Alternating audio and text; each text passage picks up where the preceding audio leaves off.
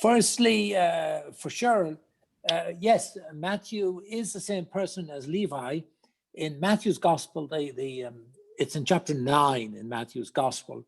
It's almost word for word the same as the call of Levi here in chapter 2 of Mark, but he changes the name Levi to Matthew. So, you know, I don't know the two names or whatever, but yeah, I'm not aware, on the second part of your question, I'm not aware that he's related to James. I'm not aware of that. I don't know of a reference to that. Now, for Son, what I mentioned about the three crosses was that at the church that I was in before, at Our Lady of Grace in Encino, they had three crosses in the sacristy. A simple one, a sort of a medium one, and a fancy one. So the altar servers would ask, Father, which cross would we bring? And I always thought, you know, okay, so you can choose between your crosses here in the sacristy, but in life, you don't get to choose the cross. You have to carry the cross that's given to you.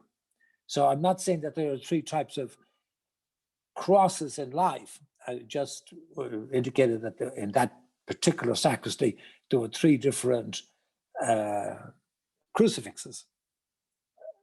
Okay? Right, so let's go to the Passion. So Mark's Gospel is, the Passion is a very big part of it. And so we'll spend some time with that.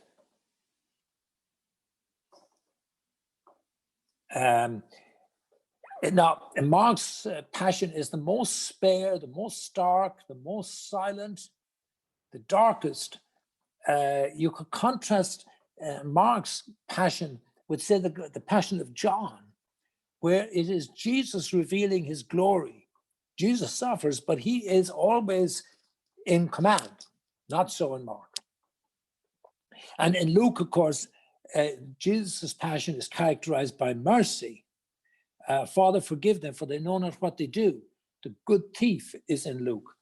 But in Mark, it is dark, stark. Jesus is largely silent. He speaks only 3 times. Of the 7 words of Jesus, you know, you're familiar with the 7 words of Jesus. Sometimes it's Good Friday celebration or reflection, more often maybe in Protestant churches. But of the 7 words, there's only one of them in Mark, and that is, why have you abandoned me? From Psalm 22. My Lord, why have you abandoned me? So it's a passion of loneliness, of darkness, of abandonment, of the suffering servant. As I have it there, he speaks only 3 times. You see the titles confirmed, by the way, in the Passion account, the Son of Man and the Son of God. The references are there. We talked about the next one, the King of the Jews, the political overtones, the contrast with earthly kings. We already spoke about that in the second session in the morning. So the Messiah, the King of Israel, in verse 32, we spoke about that as well. But just to point out how these titles are confirmed, affirmed, re-emphasized in the cross. Okay, let's go to the next one. Now, I'm going to start to just walk us through the 2 chapters of the Passion. So beginning with the Gethsemane in chapter 14, 32 to 42.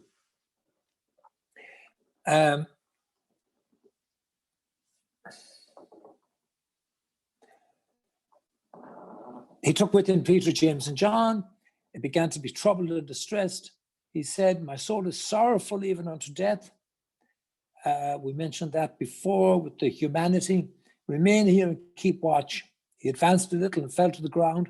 and prayed if it were possible the hour might pass by him. He said, Abba, Father, all things are possible to you. Take this cup away from me. So the cup I just spoke about before in relation to James and John. Can you drink from the cup that I will drink from? So this is the other reference to the cup. When he returned, he found them asleep. Now, I hate to tell you, but sleep is never a good thing in the Bible. Sleep is always not being awake to what God is doing. We had this come up with Samuel in the first reading a couple of weeks ago, where he's sleeping and he hears the voice of the Lord and he thinks it's Eli. And he goes and says, did you call me? No, he says, go back to sleep. So again, sleep is kind of a condition of not being alert to what God is doing. So he found them asleep. Are you asleep? Could you not keep watch for 1 hour? Watch and pray that you may not undergo the test. That's a reference to prayer being necessary for the disciple. The spirit is willing, but the flesh is weak. Withdrawing again, he prayed, saying the same thing. Then he returned once more and found them asleep, for they could not keep their eyes open and did not know what to answer him. He returned a third time. Are you still sleeping and taking your rest? It is enough. The hour is come. Behold, the Son of Man, that's another of the titles, is to be handed over to sinners. Get up, let us go. See, my betrayer is at hand. Now, we do, of course,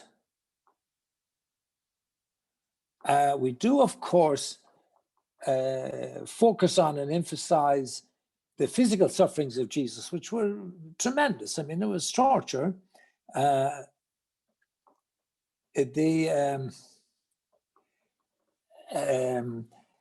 you know, if you travel in Latin America, you see all the sort of physical dimensions emphasized in the crucifixes, the nails and the spear and the vinegar offered and all that.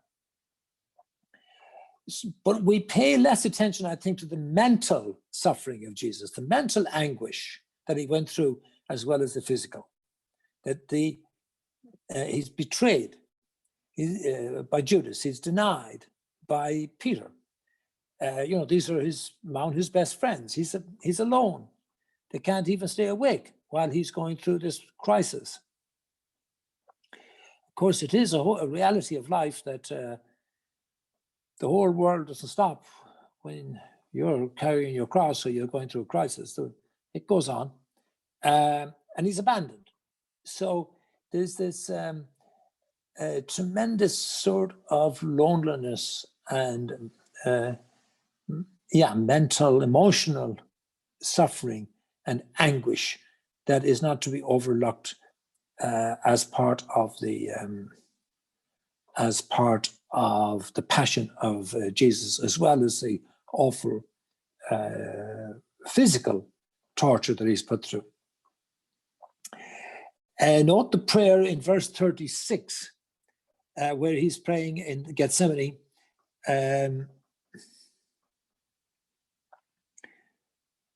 Take this cup away from me, but not what I will, but what you will. So, as I say there, all of spirituality is summed up in that line. Mary is another example of this in the other Gospels. Let it be done to me according to your will. That the spiritual journey is a journey from self-will to God's will.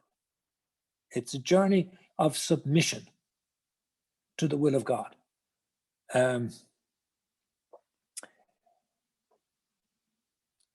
So this is a model, an example of that. As Dante said in the Inferno, in his will is our peace. We only truly find peace in doing God's will. So maybe that's something to keep in mind, that the The spiritual journey is a journey beyond the self, out of the self, and out of the self-will into a surrender to the will of God. Okay.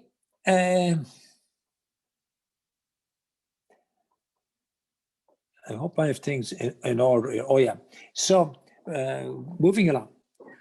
Judas, one of the 12, arrived, accompanied by a crowd with swords and clubs, who had come from the chief priests, the scribes, and the Pharisees, and the elders. His betrayer had arranged a signal with them, saying, "The man I shall kiss is the one. Arrest him and lead him away securely." He came immediately, went over to him and said, "Rabbi," and he kissed him. At this, they laid hands on him and arrested him.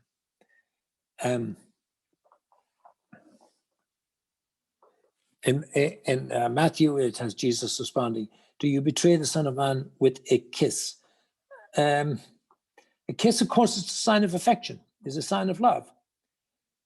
And it is a terrible thing to be betrayed by the signs of love. One could see in this verse all of the, all of the anguish and human suffering caused by the misuse of the signs of love and affection. Whether we're talking about sexual abuse or just any kind of sexual taking advantage of others, betrayed by kiss, betrayed by the signs of love. Many people at one stage or another in their lives are betrayed by the signs of love. Okay. One of the bystanders drew his sword, struck the high priest's servant, cut off his ear. Jesus said to him in reply, "Have you come out as against a robber with swords and clubs to seize me? Day after day I was with you in the temple area, you did not arrest me." But that the scriptures may be fulfilled. So, of course, this is the rejection of violence. In the other gospel, it says, "He who lives by the sword dies by the sword," tells him, "Put away your sword." The rejection of violence. I think you cannot say in any way, shape, or form that Jesus is anything but a pacifist. And it is very difficult to reconcile any kind of violence with the Christian teaching. I know that the tradition of the church has justified violence in a just war, in war and so on. But and that's under very circumscribed conditions. So many Christian nations are dedicated to violence. Many supposedly Christian nations who profess to be Christians spend a lot more money on armaments and on weaponry than they spend on feeding the hungry. So think that the non-violence of the Christian gospel is one of the least practiced, one of the areas that has been most kind of argued away in the course of history, and continues to do so. The industry and commerce of trading arms, of the sales of arms, in a world where so many die of hunger, is one of the great scandals of our time, as it has been of many other times. Now, and they all left him and fled. So he's left alone. Now a young man followed him, wearing nothing but a linen cloth about his body. They seized him, but he left the cloth behind and ran off naked. I mentioned this before. What's that about? Well, it's almost certainly about baptism, because they were clothed in a white robe, when they came up from baptism. So is this a reference to in a persecuted reality that some people denied their faith. Of course they did. Of course they denied their faith. In Irish history, at a certain point during the what were known as the penal times, if you became Protestant, if you renounced your Catholic faith, you could get food, you get soup. So there were, even down to my time, there were people referred to as supers.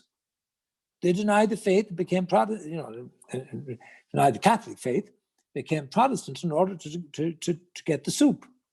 So it's like, Mark was dealing with this reality. There were probably people in Rome who, under pressure, denied the faith. Of course they did.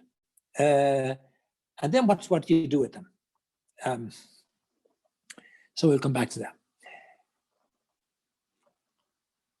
Father, we have a couple of questions about sleep and regarding sleep not being a good thing. What about Saint Joseph receiving dreams from God or messages, or Joseph in the Old Testament too? Yeah, I know. He was dreamer of dreams. Dreamer of dreams. There is that. Dreaming is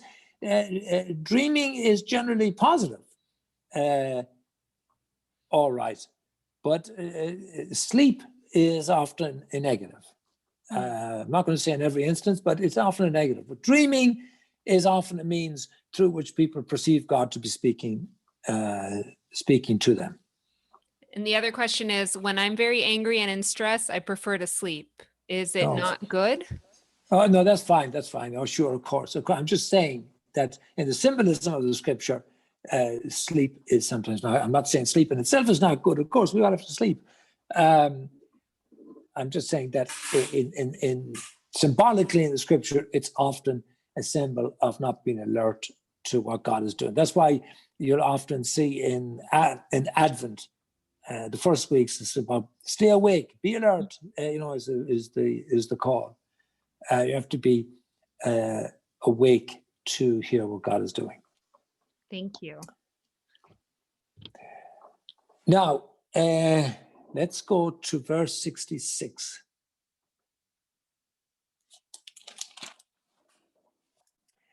When Peter was below in the courtyard, one of the high priest's maids came along. Seeing Peter warming himself, she looked intently at him and said, "You too were with the Nazarene Jesus." But he denied it, saying, "I neither knew nor understand what you're talking about."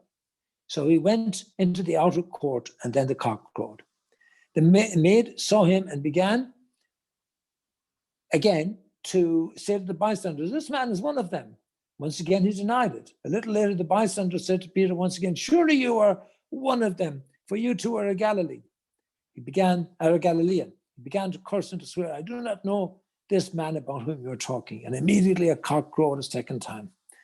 Then Peter remembered the word that Jesus had said to him, "Before the cock crows twice, you will deny me 3 times." He broke down and wept. So this, of course, famous denials of Peter. He's not very much of a rock here.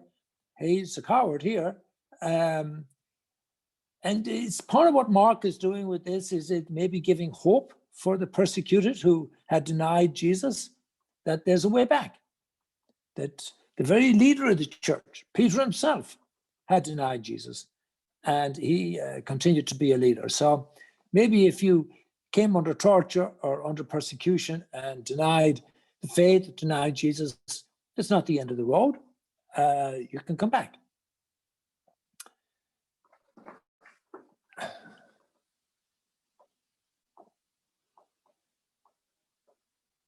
Okay. Right. So going on to chapter 15, they bring him before Pilate. Pilate asked him, "Are you the king of the Jews?" This is that we've looked at this earlier, the dialogue about being a king. He said to him, "You say so." He accepts the title as king in this context. So Pilate, of course, is the representative of the empire. He has all the power behind him. And yet he comes across in the Gospels maybe especially in John's gospel, but he comes across here too as kind of somewhat weak. He's trying to negotiate. He's vacillating between good and evil. He's trying to bargain. What's wrong? What do you have against him? Maybe I can release Barabbas to you. What has he done?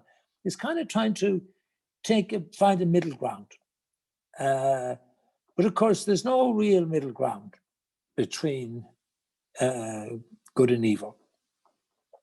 Can't sort of bring the two together at the same time. So Pilate kind of falls between the two stools, and eventually he just surrenders to what they're asking him.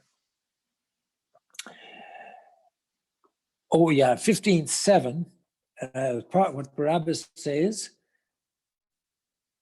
Now on the occasion of the feast, of course the Passover feast, he used to release to them one prisoner whom they requested. So this was kind of like, I suppose this was like a version of the president granting pardons, you know. He gave one pardon a year to some poor condemned soul. And this instance was a man called Barabbas. Now, of course, it is not incidental that Barabbas means the son of the Father. Bar is son, Simon Bar Jonah, Simon son of John. And Abba is the word for father. So this is not unintentional. He is a Barabbas, son of the Father. And he is freed by Jesus, of course, because they chose him. So all of us, sons of the Father, are freed and given life by Jesus. He was a man of violence. He was a man of rebellion. He was in prison along with the rebels who had committed murder in a rebellion. So he's a man of violence. So he's juxtaposed with Jesus, son of the Father, here. And as is the way of violence, again, juxtaposed, contrasted with the way of Jesus.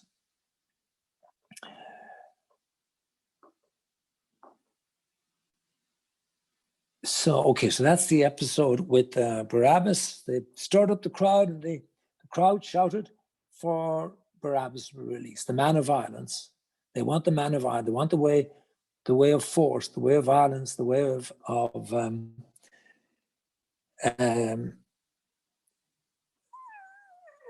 the way of by violence trying to impose the will.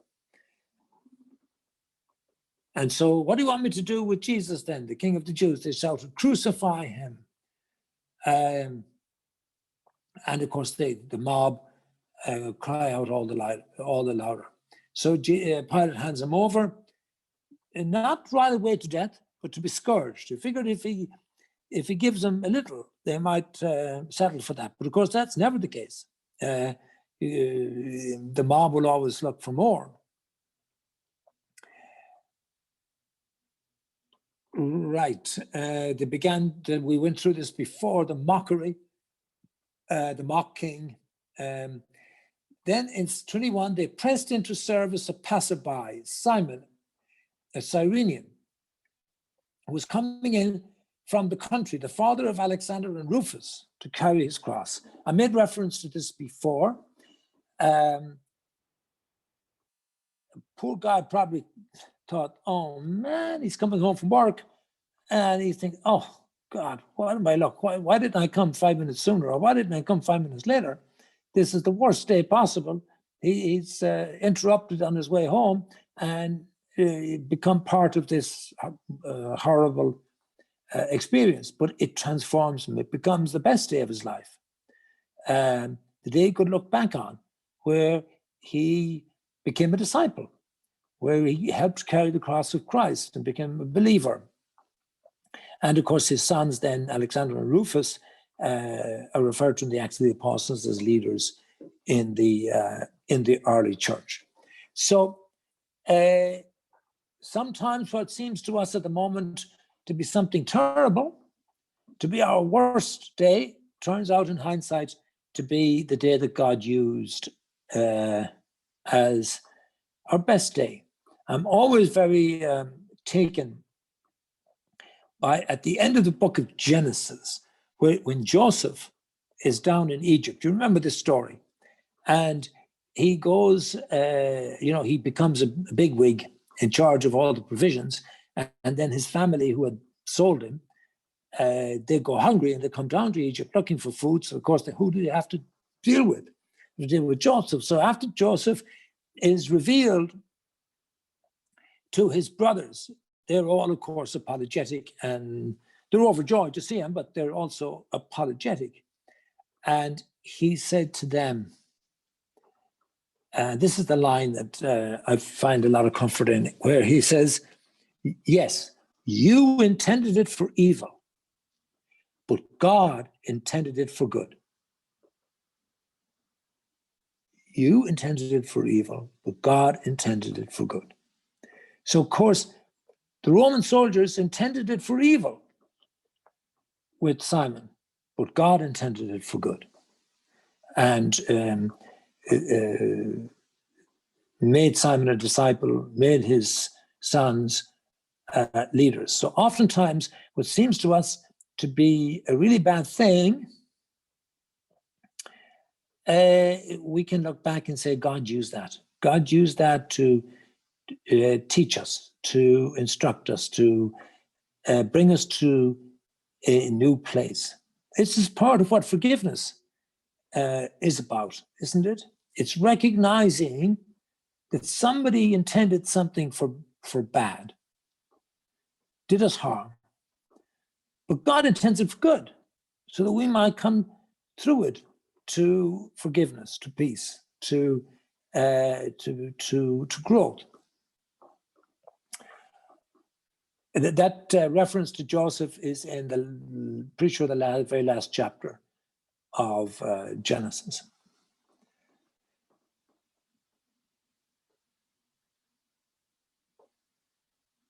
Okay, so now we're crucifixion. I mentioned the title, The King of the Jews. It's put up in irony. He says he was the King of the Jews, but he's a laughing stock, defeated and everything. But of course, there's another level of irony, which is what the reader, which we have here, that in fact, Jesus is the one who is the victor, who is raised from the dead. As Napoleon said, Caesar, Charlemagne, and I have created great empires, but on what did they depend? They depended on force. But centuries ago, Jesus created an empire, a kingdom that was based on love, and to this day, people are willing to die for him. So that the last laugh was it was Jesus. Now, we're skipping now to in chapter 15, 33. At noon, darkness came over the whole land until 3 in the afternoon. So it's daytime, but it's nighttime, because it seems to be the victory of evil, of darkness over light. And at 3 o'clock, Jesus cried out in a loud voice, Eli, Eli, lema sabachthani, which means, my God, why have you forsaken me? It's a quotation from Psalm 22.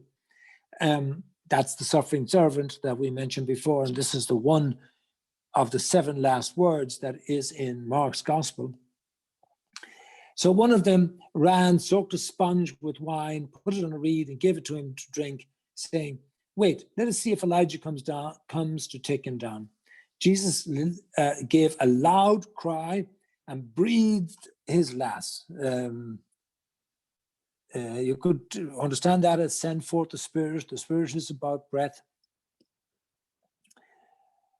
The veil of the sanctuary was torn in two from top to bottom. Now, what is that about?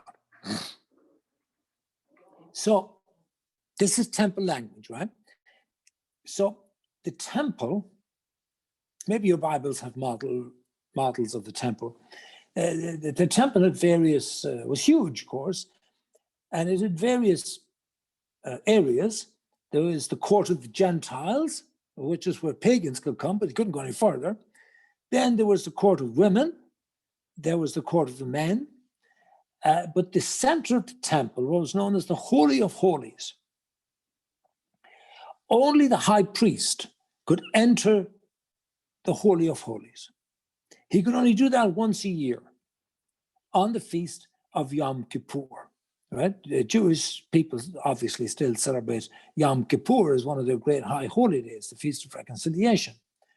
And in the Holy of Holies, in the second temple, the temple of the time of Jesus, what was there? Well, just a seat, the mercy seat, just the mercy seat.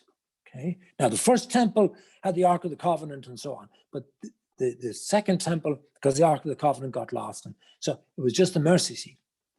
Okay. So that Holy of Holies was sectioned off by a heavy curtain. All right. So nobody got to see it and nobody got to go in, only the high priest. So that curtain, it's said here, is rent from top to bottom. So what does that mean? It means now the Holy of Holies is open to all. There's an open access to mercy, not just for the high priest, for everybody. Everybody has access to the Holy of Holies. Jesus is the new temple, in other words. Jesus is the new Holy of Holies. Jesus is the mercy seat. And in him, there's no veil. There's no separating. There's no sectioning off. Everybody has open access. All right? That the Yom Kippur was the Day of Atonement, of, if you like, atonement. And so the atonement is accomplished through the sacrifice of Jesus Christ, not through the sacrifices that humans offer, but through the, sacrifice was usually something that people offered to God. Now, this is the sacrifice that God offers to us. So this is the end of the old covenant. This is the end of the temple. This is the end of animal sacrifice. Now Jesus, now it's not so much that we offer sacrifice to God as that God sacrifices for us. I have, how are we time-wise? Okay, no, fair enough. Let's leave it at that. So that's the temple. And I've mentioned this several times, but it's an important thing.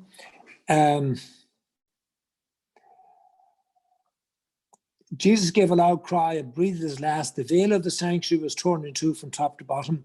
When the centurion, of course, is an official in charge of 100 troops,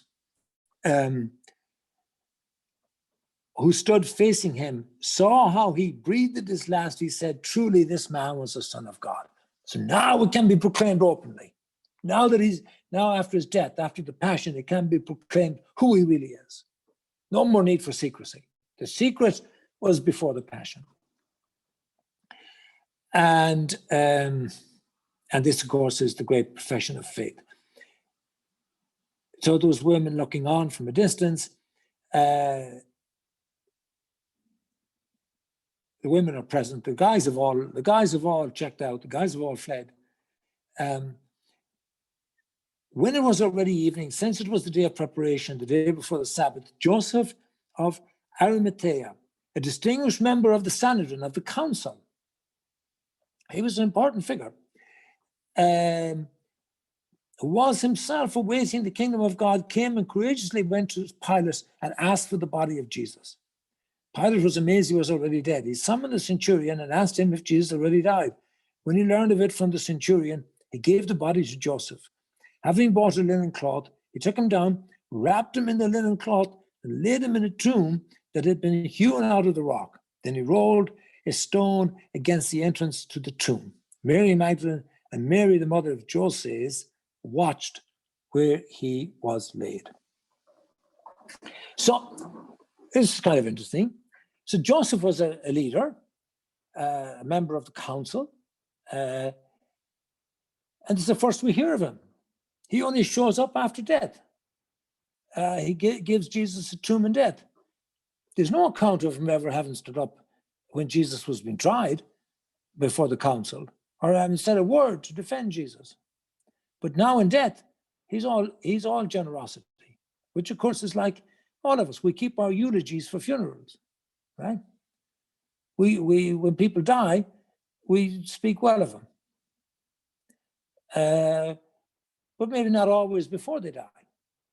This is what we do, of course, with, we just celebrated Martin Luther King. I mean, in his own time, when he was alive, he was rejected, he was eventually assassinated. Now we've given him a fine tomb in death. He's a hero. We have a day off in his honor. We have monuments in Washington, the very place that spied on him and persecuted him. So we do this with our heroes. They're rejected in their own time, but after their death, then we give them fine tombs and we give them fine eulogies. So in that sense, Joseph is very much a model of a human tendency. He was in a position to say something. He said nothing, but he comes forward and does, and belatedly sort of comes to step forward and do something that seems right to give him a burial place. Okay, that's the death of Jesus. Now,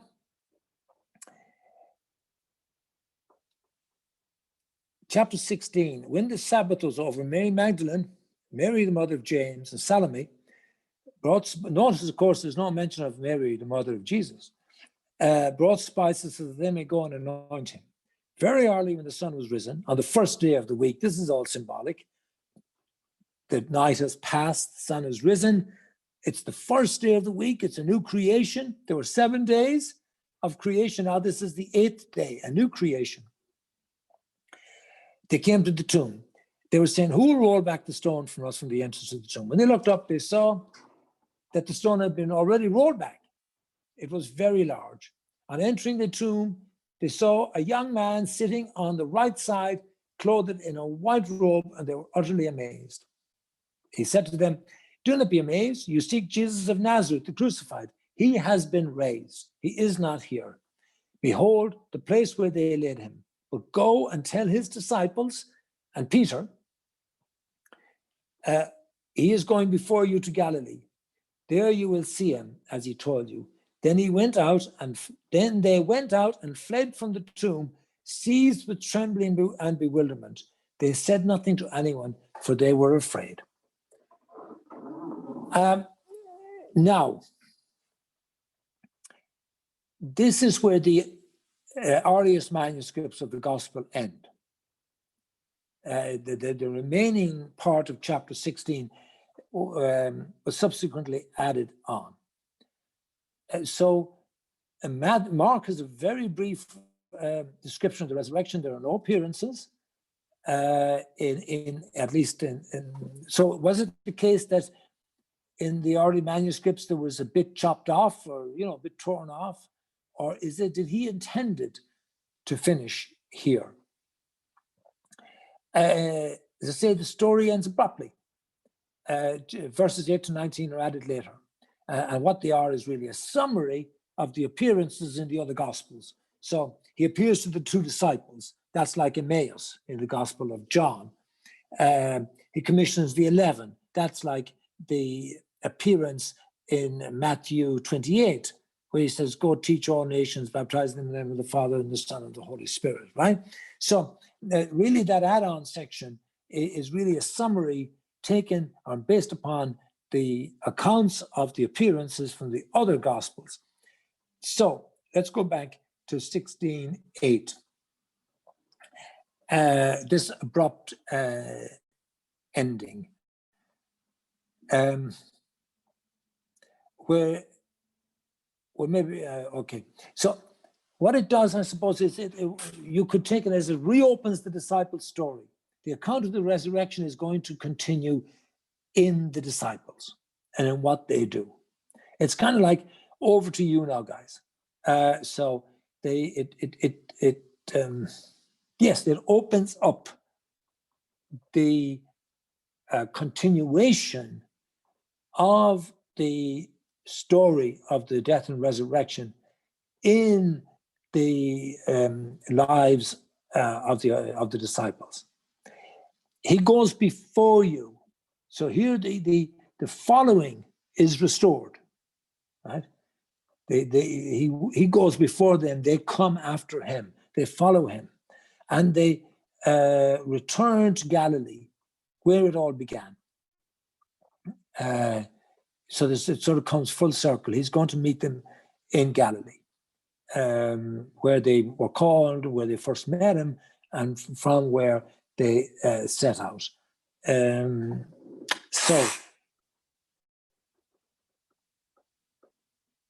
But interesting, they went out, they didn't go telling everybody. They were seized with trembling and bewilderment. Well, someone's raised from the dead, I guess you would be. They said nothing to anybody, for they were afraid. So it's a sort of and as I say, an abrupt end, challenging end, but it could be seen as intentional, as a handing over to the disciples, and the story continues now, not so much in Jesus himself as in the disciples. And that story, like the story of Jesus, began in Galilee. Now the story of the disciples continuing the mission and the ministry of Jesus begins again in Galilee. So the question, the end is, will you flee or will you follow? That seems to be one of the questions put to the disciples. Will they follow him, or will they just flee? It's a question for all disciples. There's the challenge to follow anew. I will go before you to Galilee. So they have scattered. They weren't there at the foot of the cross. Peter denied him. So now they've been invited to follow him anew. This is done in different ways in the different Gospels. The only witness to the resurrection is to follow in discipleship. Nobody actually saw Jesus rise from the dead. So the only way to make present witness to it is to follow in discipleship. And then the church is the best proof of the resurrection, that Jesus lives and is present. Maybe it's a dull proof sometimes, not a very clear proof, but nonetheless the community of faith, community of disciples, the community of followers living out of this faith and guided by the Spirit is the best proof of the resurrection. And indeed, you could well argue that Peter, who denied Jesus, is now willing to give his life for him, and in fact does give his life for him. Similarly with the other disciples. Nobody's doing that for a symbol. Nobody's doing that for an idea. It has to be reality. So one of the best proofs of the resurrection is the transformation brought about in the lives of the disciples, and that's the ultimate. That's the ultimate good news. Sometimes the resurrection in modern times has been sort of interpreted as symbolic, as a kind of a inner experience, but not nobody's dying for just a symbol. The best proof of the resurrection is, in fact, the transformation of the disciples. I think there's a question. Father? Yes. We kind of skipped over one thing that is not in Matthew and not in Luke, but 1461 is that the high priest again asked him, "Are you the Messiah, the Son of the Blessed One?" And Jesus answered, "I am." Yeah. I So of think course place that yes. he says, "I am." Yeah, he accepts the title now. He accepts the title at this. That's in verse 61, did you say? Yes, Of 14. 14. This, Thank you again for drawing that out. Let me just see where I am here. this was the high priest was questioning. Yeah, before the high priest, yeah. Yeah, 61. He was silent and answered nothing. Again, are you the Messiah, the Son of the Blessed One? Jesus answered, I am. And you will see the Son of Man seated at the right hand of power and coming with the clouds of heaven. So coming with the clouds of heaven is a direct reference to Daniel chapter 7. Remember? The beast came out of the sea, but the Son of Man comes from the clouds of heaven. But the I am, by the way, I am, of course, is the echoes back to Moses at the burning bush. Yes. It's the formula of self-revelation. Moses says to the figure in the bush, he says, who will I say sent me? When he said, go to Pharaoh and tell him, let my people free. And God responds with Yahweh, I am who I will be. You know, there's a lot of different ways to maybe look at that, but the I am. So in the Gospels, whenever you see this I am, it is the self-revelation of God. And he, at this point, Jesus takes on the title of the Son of Man, but also of the Messiah. It's not something applied to him by others. He takes it on himself here with that formula of revelation. So thanks for calling our attention to that.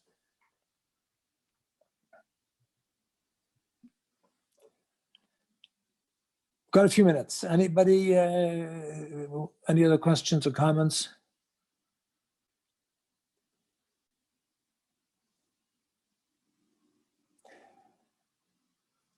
Magali, they'll be posted on YouTube under what heading? Liz said that she's going to post them once I email them to her. And so how would people find them? Under St. Cornelius? Yes, under St. Cornelius, yes. It's St. Cornelius, Long Beach. St. Cornelius, LB. All right, any other comments, guys?